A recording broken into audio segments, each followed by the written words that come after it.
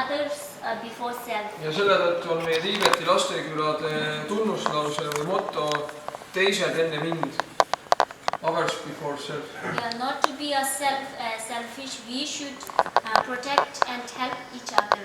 Ja et me ei tohiks olla isekad, vaid me peaksime kaitsma ja aitama teisi. Siin on siis mõned fotod, õppetöö. Siin on siis näha vasakul Tiibeti lastekülade 25. aasta juubeli kogunemine. Paremat kätt on siis Kopalpuuri Tiibeti lasteküla kool, kus ka minu kasutütar õppis. How many years?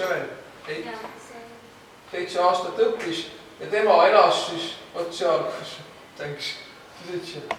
kus on see noolekene, et tema elulugu oligi seal 7 aastat selles. Siis tornikeses. In my school we have 30 homes like that. Et meie koolis oli siis 30 sellist tornmaja. So a few years back we have like so many of number of children and it is children's, but then nowadays there's like incidents happens that we have to like close some homes. It is because there is no children coming from Tibet, and so if there is no children at home means then they have to close. We have to close our home. So the number of children in the school also become nowadays is very less. Ja vanasti oli need lapsed koole täis, aga tänapäeval on uus probleem, kuna Nepaali valitsus on muutunud väga hiinameelseks ja hiinlased on saanud väga hea kontrolli Hiina-Nepaali piiri üle ja käivad täiesti Nepaalis juba Hiina politseinikud, sõjaväelased ringi nagu oma kodumaal ja käivad need tiibetlasi jõuga sealt kinni püüdmas ja tagasi viimas. Siis on tulnud osad õpilaskodud sulgeda, sest lapsi tuleb väga vähe võrreldes varasemate aastatega.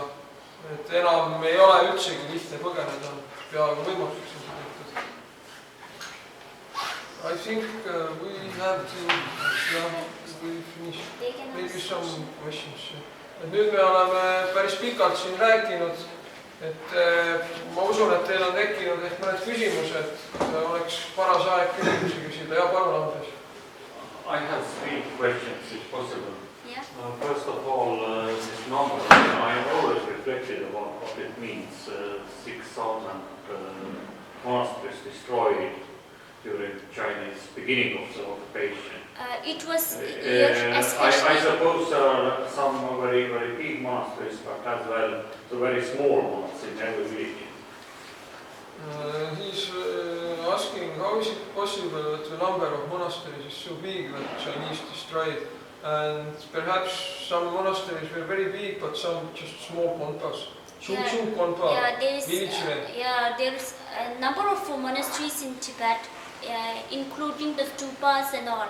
So during the 1959 protest time, there were like so many destruction happened. Even maybe you have seen video like when China they came to occupy Tibet, to fight came to kill the Tibetans. So that time even some Tibetans they were holding the guns and even the monks. So that time.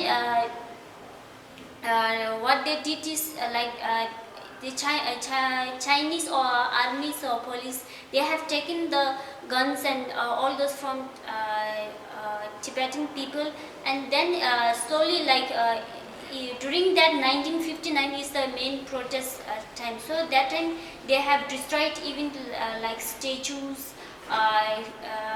very holy sculptures. Yeah. So it is in a history that they have written that it is like almost 6,000 monasteries were destroyed. Okay, I will translate. Küsimus oli siis, et kuidas on võimalik, et see on täiesti imestamisväärne arv, et 6000 kloostrit hävitati, et kas see arv hõlmab ainult suuri kloostreid või on sinna hulka loetud kõik ka väikesed külatemplid. Ja Nima vastus oli siis, et sinna on loetud ka väiksemad templid.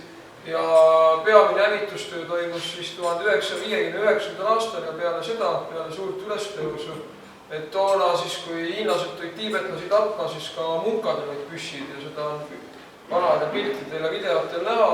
Nad üritasid siis kaitsta, aga tulutult ja hiinlased siis hävitasid need kloostrid, tavaliselt lasti õhku lihtsalt. Ja lasti õhku, et kui tänapäeva Tiibetis ringi sõita, siis giidid mõnikord näitavad mingisugusele savihunnikule, ütlevad, siin oli suur võimas klooster ja ametlikult nad peavad ütlema, et see klooster likvideeriti kultuurirevolutsiooni ja Tiibeti rahumeelse vabastamise käigus, kuna tarbetu ja hävitati mitte ainult kloostrid, aga palju hävitati ka stuupasid ja pühakujusid. Ja muidugi väga palju hävitustööd tegid ka tiibetlased ise, kuna et olla korrektne, siis peab tunnistama, et Tiibetis oli ka tiibetlasi, kes läksid üle hiinlaste poolele ja kes uskusidki kommunismi ideed. Neid ei olnud küll sadades tuhandetes, aga neid oli piisavalt selleks, et hiinlased said neist formeerida punaste valvurite väeosad. See on siis võrrelda midagi hävituspataljoni ja komnoore vahepealsega. Ja nemad sageli olid veel kõige julmemad. Täpselt sama juhtus ka Mongoolias. Venelased ei hävitanud Mongoolias peaaegu ühtegi kloostrit. Kõige hullemad hävitajad olid mongolid ise. Nii, et kuna Mongoolia on Tiibeti naaberriik ja seal oli Tiibeti budism ja Mongooliasse jõudis niinimetatud punane õpetus varem, siis isegi oli selline asi, et hakati hävitama Mongoolia kõige vanemad Parhorini kloostrit, Erdene suud. Ja president Roosevelt palus isiklikult Stalinit, et ta takistaks. Ja Stalin siis helistas või telegrafeeris Mongooliasse ja tänu sellele jäi see klooster puutumatuks. Nii et nii ka nagu ka eestlaste seas on olnud erinevaid, eks ole, erinevate õpetuste ja elustiilide järgijaid. Seda rääkis ei toimuti. Jah, see oli minu lisandus, aga ma vastutan oma sõnade. If I made a second question about self-immolation, it is very strange phenomenon. And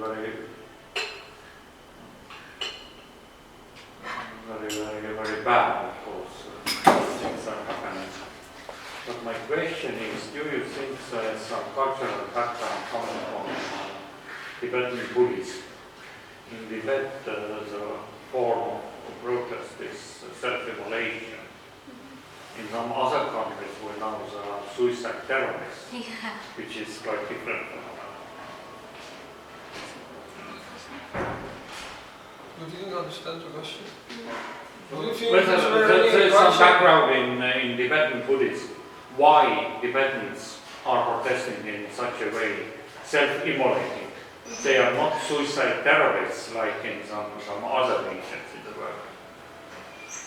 They are harming themselves, not others. This is a point of question. I don't have the exact answer. Just let me to tell what I feel about it. Mul ei ole nagu täpselt selgitust, aga ma ütlen, mida ma arvan sellest.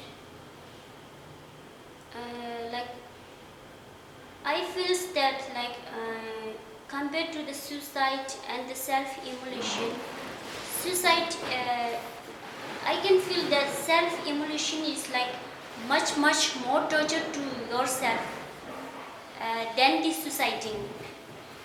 So the bearing of the torture, it is done for the sake of country because of unbearable torture by the China.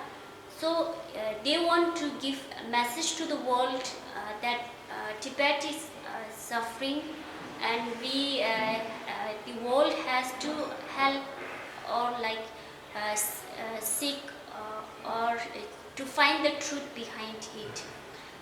Nima selgitus on siis see, et tegelikult enesesüütamine on kõige valusam ja piinarikkam enesetapu vormidest, et lihtsam oleks ennast võib-olla lihtsalt maha lasta või õhku lasta, mis käiks hetkega. Ja tiibetlased ehk on valinud sellise tee, kuna see on nii piinarikas, et näidata, kui palju nad kannatavad, et maailm sekkuks. Tegelikult ma võib-olla oskan ka natukene sellele küsimusele vastata. Tiibeti budistlik kultuur on sellega mõnevõrra seotud küll. Kuna Tiibeti budismis on selline praktika nagu valguse ohverdus, tule ohverdus. Ohverdatakse tavaliselt õlilampi ja paarsada aastat tagasi ja natukene isegi hilisemal ajal mõned laamad on teinud sellise ohverduse, et nad on iseennast ohverdanud kui õlilampi. Õlilambi ohverdus budismis ei tähenda tule ohverdamist jumalatele, vaid õlilampi seda valgust ohverdades ohverdatakse see iseenda meelele ja selle praktika eesmärk on kujustada, et see õlilamp või see leek valgustab inimese meelt nii, et sinna jääks mitte ühtegi pimedat kohta. See on võitlus teadmatuse vastu, et näha reaalsust.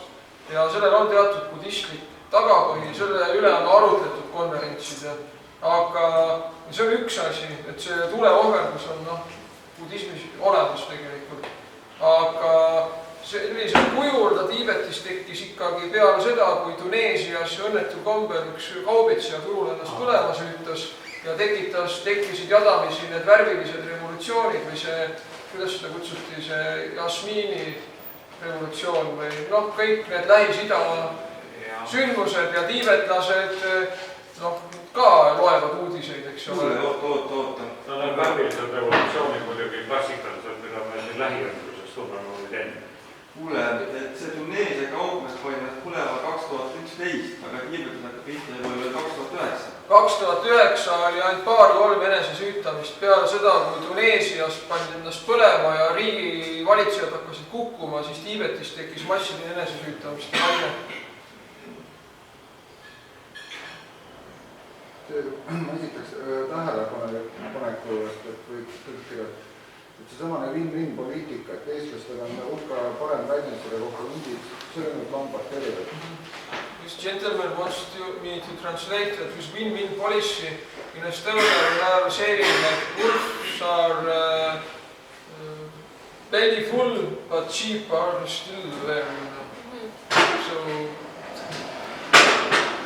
ja ma esitaks selle küsimuse, et ma saan aru, et Tiibetis on kogukonnad, et millest nad rohkem juhinduvad, kas nüüd budismist või on nendel mingid omad seadused, millest see kogukond juhindub, et seal toimub? This gentleman is interested, he understands that in Tibet there are different communities, like small societies. NGO and all that. No, just some village people and some like communities, you know. So which is where main,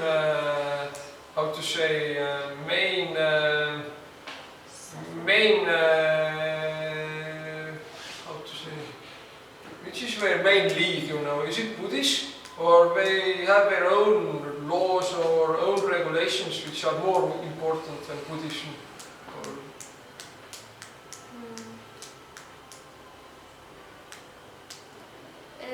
It's like so after Chinese occupation, now Tibet has like there's a Tibetan autonomous region is there. Et peale hiinlaste okupeerimist hiinlased lõid siis Tiibeti autonoomse regiooni nimetatud, mis hõlmab umbes pool Tiibeti ajaloolisest territooriumist. So rules and regulations. Small communities, like village people, they are living their everyday life, and this is their main, you know, like main decision making.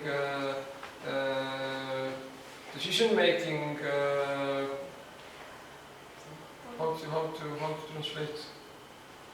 Which is their main teaching? Is it Buddhism or their own, you know, regulations and laws? Yeah, almost like in Tibet, all are following with the Buddhist religion, and mostly in Tibet nowadays they were like more with the taking effort with the preserving our own religious practices and all. Yeah, but if they make any decisions, So you may in make village, the yeah. decisions on Buddhism or on some kind of local customs, laws. Yeah, sometimes they should also follow like normal regulations. So which is decision is taken by the leader there in the Tibetan area, and but then those leaders should be leaders were like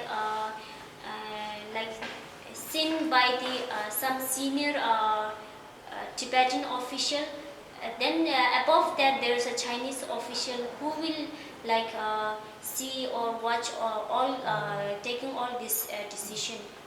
Tänapäeva Tiibetis muidugi mõista enamus inimesi on ikkagi endiselt budistid ja noh, nad järgivad budistlikku õpetust, see automaatselt mõjutab nende otsuseid ka, aga noh, kuna Tiibet ei ole vaba, siis isegi kui seal on näiteks külakogukond ja mingisugune piirkondlik juhtimine, siis alati üle nende on veel mingisugune hiinlaste võimuorgan, kes siis alati jälgib väga teraselt, milliseid otsuseid tehakse ja vajaduse korral siis muidugi kohe korrigeerib.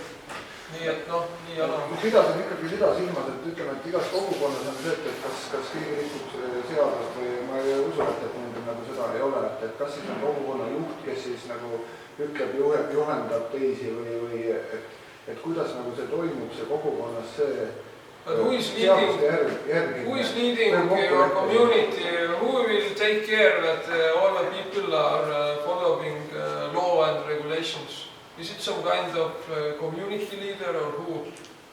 So I think they can't understand that Tibet is full of military and police and there is no free decision making. No, so when some kind of decision which is like applied by the Chinese official, and they have to carry that order in some manner. But in some situation, Tibetans in that community, they with their using of their rights own opportunities, they used to conduct such religious ceremonies and also which is against the high officials or against the China. So when such things like celebration takes place, then Chinese officials they directly come to suppress that. But then still they will protest and they will try to go forward. Et noh, loomulikult tiibetlased peavad järgima Hiina võimukorraldusi, aga ikkagi küllaltki sageli tuleb ette, et külakogukonnad soovivad tähistada mingit festivali või millegi vastu protestida või oma arvamust väljendada ja nad kogunevad ja alati siis Hiina võimud koheselt reageerivad sellele mahasurumise ja rõhumisega ja sellel on nagu rasked tagajärjed, Aga meie 1,5-tunnine aeg on tegelikult täis, et veel mõned küsimused. Andres tahtis vist... Ma küsiks, kas kogu see aja jooksul hiinlased on mingisugused järelevalvused teinud või on, kas mingisugust kokkulepet on ja ainult kõik need ettekirjutused ja seda on lihtsalt mõned seatud olukorra juures, kas mingisuguseid kokkuleppeid on mingid allkirjad ole? Küsimus Nimale. Jah, või oskad ise vastata? No on tehtud ajutisi leevendusi, näiteks mingil ajal lubati osades kloostrites väljaspool Tiibeti autonoomset regiooni tema pühaduse Dalai-Lama pildi hoidmine, aga väiksena ja mitte avalikult. Aga praegu tänane olukord Tiibetis on kõige raskem üleüldse kogu selle okupatsiooni aja jooksul. Ja noh, Nima question is that is there any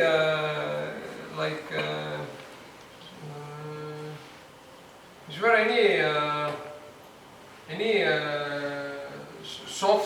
more soft policies applied by Chinese government during this all the occupation time, or it has been always been like very tough and no any steps back followed by Chinese government? Yeah, there is kind of policies they applied, like kind of soft power. They have started like rebuilding the Tibetan homes or to improve the structure of the Tibetan homes, and then they are giving some kind of relief to the Tibetans. It happens sometimes. For example, in my place before, there is no a main road or roads, no well roads, as well as the houses are too muddy and all. But then slowly they started to build new houses for Tibetans and constructing roads and introducing electricity and all. So in one side it is for benefit for the people, to the people in Tibet, that they are doing so much. Of course we are accepting what they are doing for benefit, but then this is like some kind of policy of China that they want the Tibetan people to tell the world that, oh, China is doing us very good, in order to cover the in order to cover the their bad things which they have done before. So now they want to turn out the Tibetan people to speak good things to the world. jah, et seal on teatud Hiina poliitikad ja teatud nii-öelda pehmed poliitikad ka, et enamasti need hõlmavad siis infrastruktuuri väljaehitamist, teedevõrgu rajamist ja kuna paljud Tiibeti majad on tehtud nii-öelda mudast ja kividest, siis hiinlased ehitavad neile ka paremaid maju.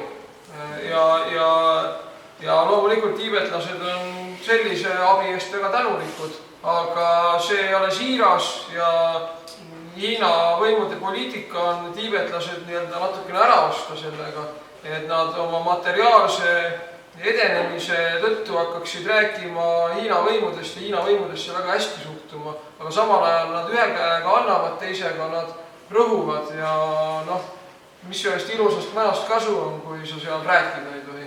Et isegi need asjad on läinud nii äärmuslikuks, et Lassas on majakatustel snaiperid ööpäevaringselt, tänavanurkadel patrullivad politseinikud ja paramilitaarid, alati nende varustuses on tulekustuti, et kustutada ennast põlema süüdanud inimesi. Kodudesse tiibetlastel on seatud kohustus panna kaamerad nendes piirkondades, kus on internet ja neid välja lülitada ei tohi, võimud neil peab olema ülevaade, sama on kloostrites.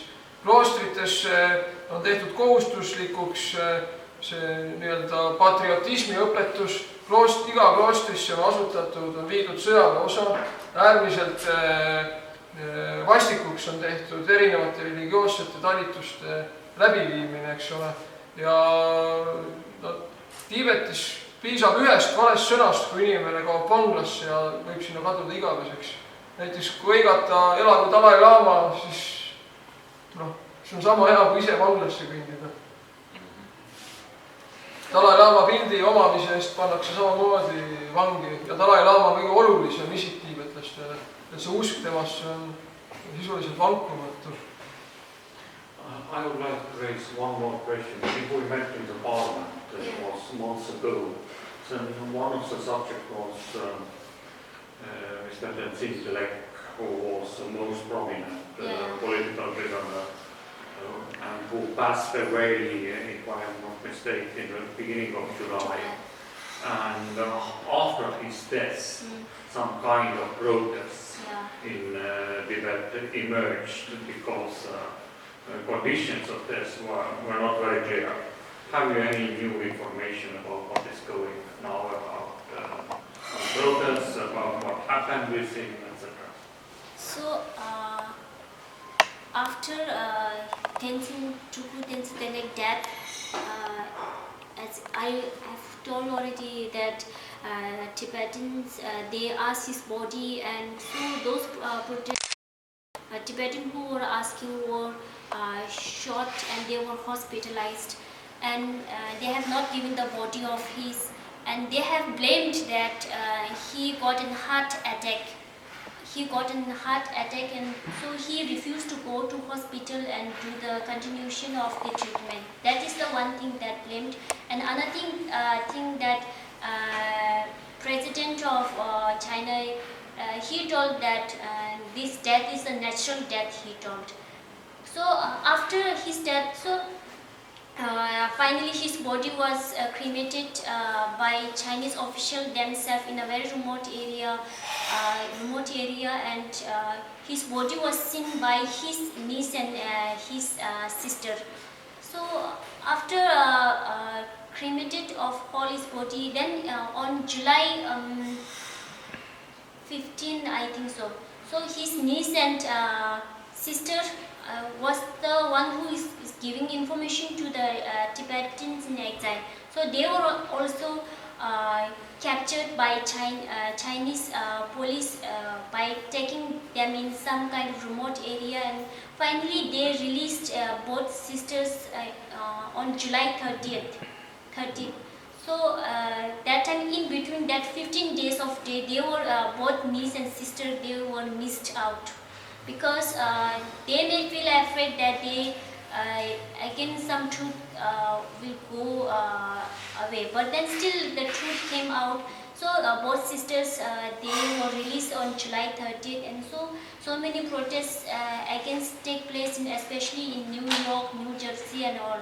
So for the need of the justice for Truth and Tiibet. So still it is going on, and now the thing that they are planning now is, I forgot the country. In September, the Chinese president, he's coming there. In, I forgot the country. Australia or something. No. One part of country he's visiting for that. So what they are planning is now the SFT, Students for Free Tibet director, all those organizers, they were now like going and all over the country, or especially in foreign country, they are going to, they are visiting the politicians or the chief, president, and just to convince them that when he's visiting that time, so that time you can you ask about what is, can you help through that talk, can you help about the incident or truth about Turgut and Sindele. So that is they planned now. So they are going and they are meeting with the senior members in order to get some solution from that. Kas ma tõlgin? Andrese küsimus oli see, et kui Nima saabus Eestisse, ta käis Riigikogus ja tollal nad kohtusid ja teemaks oli Tiibeti kõrge õpetaja Tulku Tenzin Delek Rinpoche surm vanglas. Ta oli vangistatud valesüüdistusega ja ta suri, talle juba ammuilma tiibetlased nõudsid nii-öelda nagu arstiabi osutamist ja et ta sealt vanglast nagu haiglasse viidaks.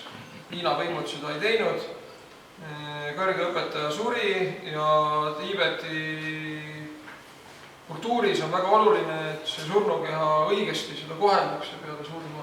Ja nad nõudsid selle keha väljaandmist, aga Hiina võimud keeldusid. Tiibetlased tulid siis protestima sinna vangla juurde, neid tulistati ja paljud sattusid haiglasse selle tõttu.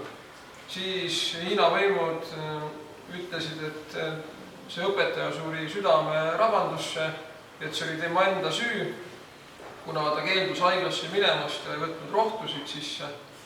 Ja Hiina president ütles, et see surm oli loomulik. Ja ikkagi protestid nagu toimusid edasi ja samal ajal Hiina võimud selle asemel, et seda keha välja anda, et saaks nagu aru, mis on toimunud. Nad viisid selle keha kuskile kõrvalisse paika ja põletasid ära. Ja õpetaja õde ja siis veel üks lähisugulane, nemad nagu olid ainsad, kes sinna juurde pääsesid ja kuna nad hakkasid andma infot Tiibeti eksiilvalitsusele või välismaailmale, siis võeti kohe nemad ka kinni ja noh, neid peeti siis kinni, nende asukoht oli teadmata 15 päeva. Üle maailma samal ajal toimusid suured protestid, eriti Ameerika Ühendriikides, aga ka Prantsusmaal, France also we had big protests, kus siis tiibetlased, ja Austraalias ka Sydneys, kus siis tiibetlased sõna otseses mõttes sulgesid Hiina saatkondi, noh, blokeerisid tööd. Ja siis viimaks lasti õpetaja sugulased vabadusse. Ja praegu on siis seis selline, et see protesteerimine jätkub ja taktika on siis selline, et võimalikult paljud tiibetlased üritavad ühendust võtta poliitikutega, kuna Hiina president on minemas ühte välisriiki kohe visiidile ja nad siis püüavad võimalikult palju lobi teha, et kõrged ametiisikud presidendiga kohtudes siis tõstataksid selle teema ja samamoodi nagu nõuaksid tõde. Do you see any news when, for example, the support group of Tibet in Riigikogu would raise the question and just to draft some kind of letter to Chinese embassy here? My question was, what do you think it would be useful when this Tibetan support group in Estonian parliament would take some initiative and, for example, write some letter to Chinese embassy also? Would be useful or not? What do you think? Yeah, from our side, we always feel great and we always feel useful that the one country, especially with the writing letter to the Chinese embassy, but still then, unless it become more effective, touch to the heart, I think unless like collection of so many world leaders or parliament writes something, so I'm not saying it's totally like not useful or so, but in small area I think it may like useful that China they may now realize and knew that other country also concerned for the Tibet. So küsimus oli siis Andreselt, et kas sellest võiks kasu olla, kui näiteks Riigikogu toetusrühm, Riigikogu Tiibeti toetusrühm kirjutaks mingisuguse kirja Hiina saatkonda selles asjas. Ja Nima vastus oli, et me tunneme alati tänulikkust, kui keegi pöörab tähelepanu meie probleemile ja midagi kirjutab, aga võib-olla nagu suures plaanis oleks parem, kui oleks võimalik koguda kokku võimalikult palju maailma kõrgeid poliitikuid ja maailma juhte, kes oma allkirjadega avaldaksid survet, aga nii-öelda väiksemal skaalal kindlasti ka see kirjal oleks mõte sees. Is there any initiative of such a kind that concerns signatures from world leaders or leading politicians like that? Is anybody already collecting the signatures from world leaders? Signatures, I have no idea, but then still in New York and New Jersey, Australia and all, Tibetan organizers, they were seeking and convince the leaders to take initiative of them. Küsimus oli see, et kas keegi juba kogub neid maailma juhtide allkirju või mingeid toetusavaldusi. Nima ütles, et ta ei tea seda täpselt, aga see, mida ta teab, on, et Austraalias ja Ameerika Ühendriikides püütakse aktiivselt veenda siis juhtivaid poliitikuid, et nad sellel teemal sõna võtaksid. Aga see allkirjade kogumise aktsioon on olnud küll. See oli 3 või 4 aastat tagasi Euroopa Parlamentis, see oli direkti ümber on neil olnud küll, jah? Sellest ajast saadikuga kinni pandi. Ei, aga peamine mure on ju selles, et see Ameerika toetanud Tiibetit. Nad toetavad küll, nad annavad väga palju raha igal aastal Tiibeti eksiilivalitsusele ja hiljuti tema pühadus Dalai Lama oli kutsutud kongressi ja Obama ütles avalikult, avalikult seal, et see on minu sõber, eks ole, ja nad seal viibisid koos. Et tegelikult on see toetus Ameerika poolt võib-olla üldse kõige tugevam maailma riikidega võrreldes. Ja tegelikult Ameerika Ühendriigid on Tiibeti eksiilvalitsust ka väga palju rahaliselt toetanud nende aastate jooksul. Et kui keegi siis... Aga nüüd on kellaaeg juba... Jaa, palun. Et kõige alguses sa ütlesid, et on rida riike, kes suhtuvad Tiibetisse ja tema praegusesse saatusesse hoopis teisiti kui näiteks Läti ja Eesti. Et kas siis näiteks Leedul ja Ungaril on mingisugused blokeeringud tekkinud Hiinaga nii majanduslikult kui riiklikult? Ei ole. Hiina hoovad mõjutada nende riikide majandus on väga väikesed.